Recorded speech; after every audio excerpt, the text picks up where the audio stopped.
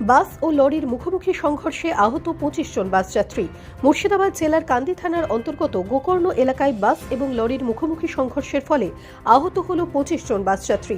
জানা গিয়েছে, এই দিন বহরমপুর থেকে কান্দি অভিমুখে গোকর্ণ এলাকায় 11 নম্বর রাজ্য সড়কের ওপর দিয়ে যাওয়ার সময় একটি বেসরকারি বাস অপর একটি লরিকে ওভারটেক করতে গিয়ে রাস্তার ধারে দাঁড়িয়ে থাকা অন্য একটি লরিতে ধাক্কা মারে, যার ফলে ঘটে এই দুর্ঘটনা। ঘটনায় আহত ব্যক্তিদের চিকিৎসার জন্য গোকর্ণ ব্লক প্রাথমিক স্বাস্থ্যকেন্দ্র এবং কান্দি মহকুমা হাসপাতালে ভর্তি করা হয়েছে। ঘটনার তদন্ত ইতিমধ্যেই শুরু করেছে কান্দি থানার পুলিশ। বহরমপুর বাস স্ট্যান্ড থেকে। কোথায় যাচ্ছিলে? কান্দি। আচ্ছা, তারপর কোন জায়গায় অ্যাক্সিডেন্ট হলো? গোকর্ণ হসপিটালের একটু পিছে। আচ্ছা, ওটা কিভাবে অ্যাক্সিডেন্টটা হলো?